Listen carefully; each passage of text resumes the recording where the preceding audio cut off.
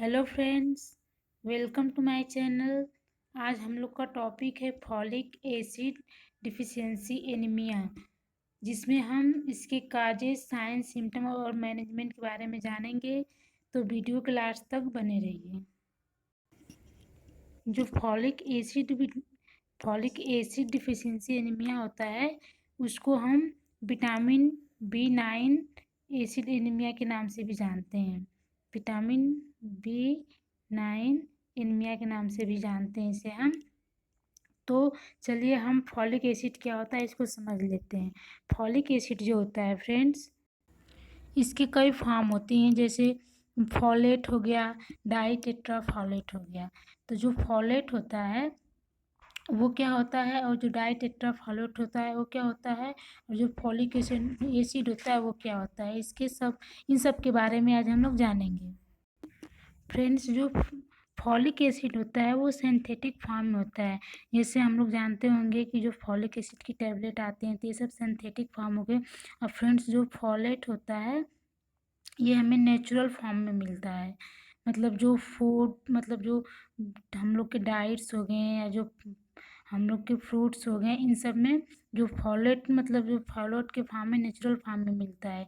और जो डाई टेट्राफॉलेट होता है फ्रेंड, ये हम लोग के मतलब सेल में इस फॉर्म में इसकी एंट्री होती है फॉलिक एसिड की। तो चलिए देखते हैं फॉलिक एसिड डिफिशियंसी एनीमिया क्या होता है। जो फॉलिक एसिड होता है उससे हम लोग को, उसकी कमी से हमें एनीमिया कैसी होती है। जो फ्रेंड्स, जो फॉलिक एसिड का फंक्शन होता है हमारे बॉडी में, वो होता है मेक डीएनए को बनाने में इसका फंक्शन होता है। और एक होता है रिपेयर डीएनए को रिपेयरिंग में भी। तो इसकी वजह से एनीमिया कैसे होगा, हम लोग को तो मेन फोकस इस पे करना है। तो इसमें जो फॉलिक एसिड होता है वो आरबीसी के प्रोडक्शन में हेल्प करता है। यदि हम लोग बॉडी में फॉलिक एसिड नहीं रहेगा तो आरबीसी नहीं बनेगा, इस वजह से हमें एनीमिया होने के चांस होते हैं। हम लोग जानेंगे क्या क्या, मतलब कुछ सोर्सेस जिसमें फॉलिक एसिड पाया जाता है। जैसे कुछ ड्रिंक्स हो गए, फूड्स हो गए। ड्रिंक में जैसे हम लोग का, जिसमें सिट्रिक एसिड पाया जाता है। सिट्रिक जूस जो होते हैं उनकी वजह से, सिट्रस में हम लोग का आ जाएगा, जैसे लेमन जूस हो गया, ऑरेंज जूस हो गया, इन सब में सिट्रस होता है। तो ये जो सिट्रस होता है वो फॉलेट बनाने में हेल्प करता है, यानी फॉलिक एसिड का मतलब सोर्स होता है। और जैसे ग्रीन लीफी वेजिटेबल्स हो गए, ये सब भी फॉलिक एसिड के सोर्स होते हैं। हमने पहले भी बात कर चुका है, मतलब कर चुके हैं इसके बारे में। जो फॉलिक एसिड की डिफिशियंसी की वजह से जो मतलब आरबीसी का प्रोडक्शन होता है वो डिस्टर्ब हो जाता है बॉडी में, जिसकी वजह से हमें एनीमिया होने के चांस होते हैं। तो अब इसके काजेज़ के बारे में जानते हैं कि फॉलिक एसिड डिफिशियंसी एनीमिया के क्या क्या कॉजेज होते हैं। तो फर्स्ट हम लोग ये जानेंगे कि फॉलिक एसिड, क्योंकि विटामिन B9 जो है उसको भी बोलते हैं फॉलिक एसिड। तो हम लोग कुछ विटामिन के बारे में जानेंगे। जैसे कुछ विटामिन फैट सॉल्युबल होते हैं और कुछ वाटर सॉल्युबल होते हैं। तो जो फैट सॉल्युबल में आएंगे वो ADE के आएंगे, और जो वाटर सॉल्युबल में आएंगे वो B कॉम्प्लेक्स और C आएंगे। तो ये जो विटामिन B9 है ये वाटर सॉल्युबल विटामिन है, जिसकी वजह से क्या होता है कि हम लोग के बॉडी में ये स्टोर नहीं हो पाता है। हम लोग के बॉडी में यूरिन के थ्रू एक्सक्रीट हो जाता है, मतलब किसी भी फॉर्म में ये स्टोर नहीं रह पाता है बॉडी में हम लोग के। और डाइट यदि हम लोग, जिसमें फॉलिक एसिड प्रेजेंट है, जैसे वेजिटेबल्स हो गया, सीरियल्स हो गए, फ्रूट्स हो गए, जूस हो गए, यदि प्रॉपर नहीं ले रहे हैं तो इसकी वजह से फॉलिक एसिड नहीं मिलेगा। यदि फॉलिक एसिड बॉडी में नहीं रहेगा तो जिसकी वजह से आरबीसी का प्रोडक्शन नहीं होगा, तो इस चांस में, मतलब इसकी वजह से भी हमें एनीमिया हो सकता है। कुछ डिजीज़ भी ऐसे होते हैं, जैसे क्रोहन्स डिजीज़।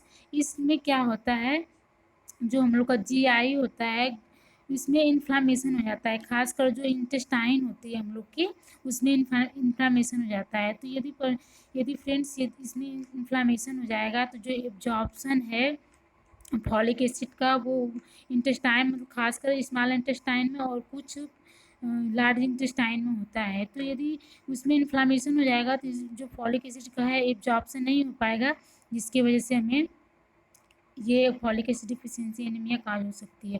और सर्टेन कैंसर, जो यदि मान लीजिए इंटेस्टाइन में कैंसर हुआ है तो इस कंडीशन में भी बॉडी में एब्जॉर्ब नहीं हो पाएगा, जिसकी वजह से हमें एनीमिया होने के चांस हो सकते हैं।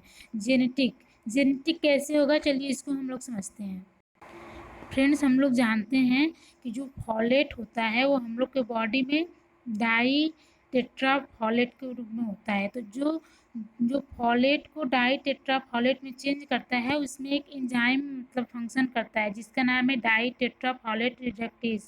यदि ये एंजाइम नहीं पाई जाएगी, मतलब नहीं पाई जाएगी, उसके वजह से हम लोग के जो फॉलेट है, जो डाई टेट्रा फॉलेट में सेल में एब्जॉर्ब हो रहा था, वो नहीं बन पाएगा। क्योंकि फॉलेट में जब ये di tetra folate reductase enzyme work करता है, जिसकी वजह से डाई टेट्रा फॉलेट का फॉर्मेशन होता है। यदि ये एंजाइम एब्सेंट होगा तो इसके वजह से भी एनीमिया हो सकती है। और कुछ मतलब इसका मतलब ये है कि कुछ पर्सन में ये एंजाइम एब्सेंट होता है, जिसकी वजह से उनके बच्चों में भी एब्सेंट होता है, इसलिए इनको एनीमिया होने के चांस होते हैं। क्योंकि जब तक वो डाई टेट्राफोलेट में कन्वर्ट नहीं होगा तब तक उसकी सेल में एंट्री नहीं होगी, क्योंकि इसी फॉर्म में सेल में एंट्री होती है उसकी। कुछ मेडिकेशन होते हैं जिसकी वजह से भी anaemia folic acid deficiency anaemia हो सकती है। जैसे फिनेटोइन हो गया और मेथोट्रेक्सेट हो गया। तो ये क्या करते हैं, हम लोग के जो एब्जॉर्प्शन होता है बॉडी में, मतलब जो इंटेस्टाइन में फॉलिक एसिड का एब्जॉर्प्शन होता है उसको ब्लॉक कर देते हैं।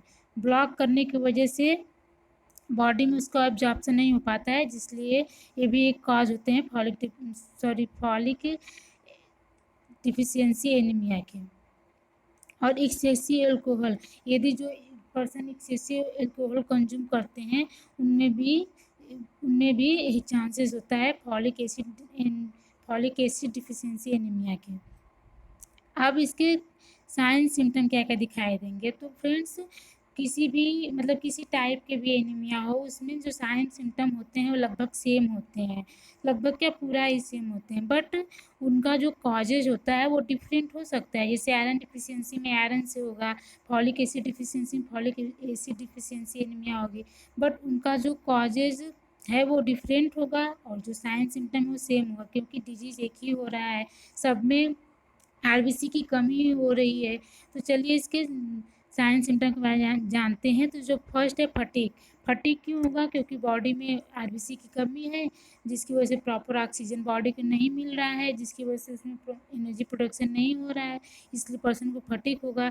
ग्रे हेयर का मतलब है वो जो पर्सन होगा उसका जो बाल है वो सफ़ेद हो जाएगा। ऐसा क्यों होगा, चलिए इसको जानते हैं। जो फॉलेट होता है वो हम लोग के बॉडी में एक एमिनो एसिड का फॉर्मेशन करता है, जो जिसका नाम है मिथ्योनिन। जो मिथ्योनिन होता है वो बॉडी में हेयर के लिए रिस्पॉन्सिबल होता है, मतलब जो ब्लैक हेयर होता है उसके लिए मिथ्योनिन रिस्पॉन्सिबल होता है। तो यदि फॉलेट का फॉर्मेशन नहीं होगा बॉडी में तो मिथ्योनिन नहीं बनेगा, जिससे जो हेयर का कलर होगा वो वाइट हो जाएगा। अगला है उसको वीकनेस इसलिए होगा क्योंकि बॉडी में प्रॉपर ऑक्सीजन नहीं मिला, जिसके मतलब एनर्जी का प्रोडक्शन नहीं हो रहा है, इसलिए पर्सन को वीकनेस होगा। यदि पर्सन को एनोरेक्सिया भी हुआ है, इसलिए खा पी नहीं रहा है पर्सन, डिजेपनिया, उस पर्सन को डिजेपनिया भी होगा। और इसमें उसको वेट लॉस इसलिए होगा क्योंकि पर्सन का एनोरेक्सिया हो रहा है। ग्रोथ प्रॉब्लम, यदि फॉलिक एसिड डिफिशियंसी एनीमिया बच्चे में है तो उसमें ग्रोथ प्रॉब्लम भी हो सकता है। पेल स्किन पीला दिखाई देगा, ये एनीमिया का सबसे मेन सिम्टम होता है, क्योंकि इसमें ब्लड की कमी हो जाती है, जिससे स्किन जो होता है पर्सन का वो पीला दिखाई देना था। इरिटेबिलिटी, पर्सन बहुत चिड़चिड़ापन, जो इस पर्सन को रहेगा उसमें बहुत चिड़चिड़ापन रहेगा। एनोरेक्सिया, उनको भूख नहीं लगेगी। और इसमें एक अलग से सिम्टम दिखाई, जैसे neural tube defection, babies anaemic mother, यदि इसका मतलब ये है जो एनीमिक मदर होती हैं उनमें न्यूरल ट्यूब डिफेक्ट देखने को मिलता है। क्यों देखने को मिलता है? क्योंकि जो प्रेग्नेंट वुमेन होती हैं, हम लोग जानते हैं कि उनमें फॉलिक एसिड बहुत ज़रूरत होता है।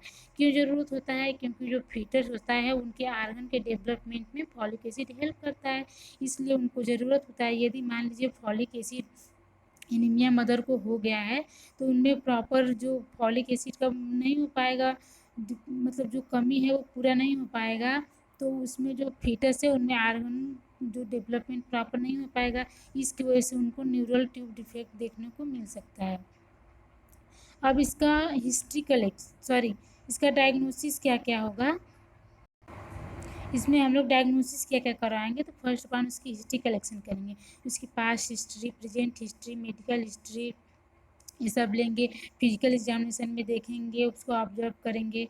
और इसमें एक मेन टेस्ट होता है जो होता है